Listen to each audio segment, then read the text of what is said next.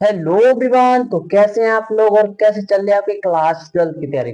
आशा करता हूँ सभी स्टूडेंट स्वस्थ होंगे और अच्छे से पढ़ाई भी कर रहे होंगे। तो फ्रेंड्स, क्लास 12 फिजिक्स में सेकंड तरफ आज के इस वीडियो में वैद्युत ध्रुव के कारण निरक्षीय स्थिति पर वैद्युत ध्रुवों का व्यंजक ज्ञात करेंगे।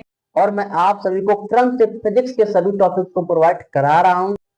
और मैंने डेरिवेशंस की एक प्लेलिस्ट भी बना दी जिसका लिंक मैं डिस्क्रिप्शन बॉक्स में दे दूंगा। तो ज्ञात करते हैं वैद्युत ध्रुव के कारण निरक्षीय स्थिति पर वैद्युत ध्रुव का व्यंजक ज्ञात करते हैं। देखिएगा, सर्वप्रथम क्या माना कि एक ए बी वैद्युत ध्रुव है जिसके ए बिंदु पर हमारा माइनस क्यू आवेश उपस्थित है और बिंदु बी पर हमारा प्लस क्यू आवेश उपस्थित है। अब इसके मध्य बिंदु ओ से आर मीटर दूरी पर एक बिंदु पी स्थित है जिसका हमको वैद्युत ध्रुव ज्ञात करना।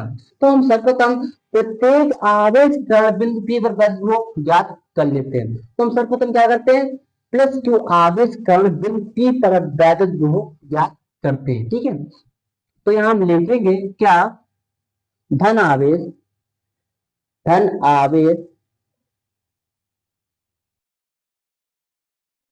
के कारण कारण बिंदु बिंदु पी पर वैद्युत विभव। तो किसी आवेश के कारण किसी बिंदु पर विभव क्या होता है, आप सभी को पता होगा कि V बराबर होता है 1/4 pi epsilon nought Q upon में दूरी होती है। लेकिन हमको यहाँ पर तो दूरी पता नहीं है, यानी कि वीपी दूरी हमको पता ही नहीं है। तो वीपी दूरी चलो निकालते हैं। ठीक है, देखिएगा ये हमारा एक त्रिभुज है। नहीं, देखो ये हमारा एक त्रिभुज है। तो त्रिभुज यानी कि हमको क्या, यानी कि हमको वीपी नहीं पता है, हमको क्या पता है, आर पता है, एल पता है, यानी कि हमको लंब और आधार पता है। तो पाइथागोरस प्रमेय लगा लेंगे तो क्या होगा, पद वर्ग यानी वीपी का वर्ग बराबर लंब का वर्ग यानी आर का वर्ग प्लस आधार का वर्ग यानी एल का वर्ग। तो जो हमारा बीपी है वो आ जाएगा हमारा under root R square plus L square आ जाएगा। ठीक है, अब देखिएगा ये जो हमारा एपी दूरी है, एपी दूरी हमारी समान होगी, एपी दूरी भी हमारी समान होगी क्योंकि यहाँ पर भी हमारा जो हमारा आधार है और हमारा लंब समान, तो हमारी जो कड़ है इसका भी हमारा कैसा होगा, समान होगा। तो यहाँ पर हम R square plus L square हमारी इसकी भी दूरी हो जाएगी। ठीक है, अब देखिएगा तो यहाँ पर रखेंगे हम इसका मान। अब देखिए इसका मान हम यहाँ पर रख लेंगे तो क्या है, under root R square plus L square. ठीक है, इसको हम विभव एक मान लेते हैं। क्या मान लेते हैं, विभव एक मान लेते हैं। अब देखिएगा इसी प्रकार माइनस क्यू आवेश के कारण बिंदु पी पर वैद्युत ध्रुव ज्ञात होगा। ठीक है, तो इसको भी ज्ञात करते हैं हम। यानी कि यहाँ पे लिखेंगे माइनस क्यू आवेश के कारण कारण बिंदु बिंदु पी पर वैद्युत विभव। तो इस पर भी विभव, तो क्या होगा,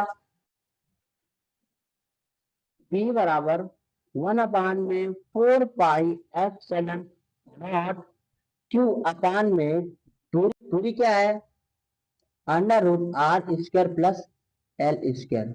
ठीक है, अब देखिएगा जो वैद्युत विभव होता है, वैद्युत विभव में जो आवेश होते हैं वो चिन्ह के साथ में रहते हैं। तो ये हमारा कैसा आवेश था, ऋण आवेश था। तो यहाँ हम माइनस का चिन्ह लेते हैं। ठीक है, अब देखिएगा इसको हम विभव दो मान लेते हैं। अब देखिएगा बिंदु पी पर परिणामी वैद्युत को क्या होगा, तो यहाँ लिखेंगे क्या, बिंदु पी पर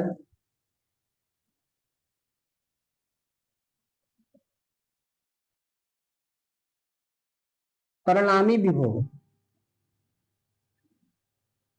अभी जो बिंदु P पर परिणामी वो क्या होगा, इन दोनों बिंदुओं के योग के बराबर हमारा इसका परिणामी वो होगा। तो यहाँ क्या होगा, यानी कि v बराबर v1 प्लस v2। अब यहाँ पर हम v1 और v2 का मान रख देते हैं। ठीक है, इसको मुझे रब करना पड़ेगा।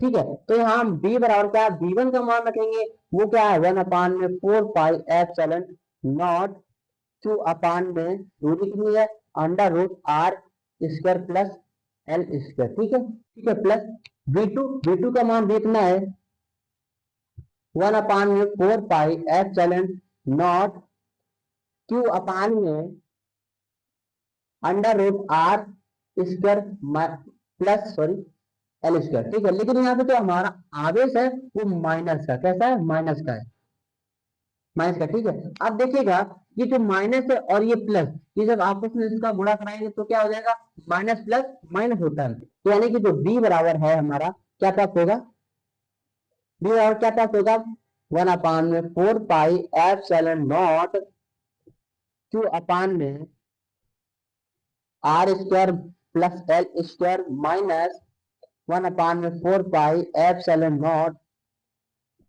Q1 अपान में √r square minus plus L square.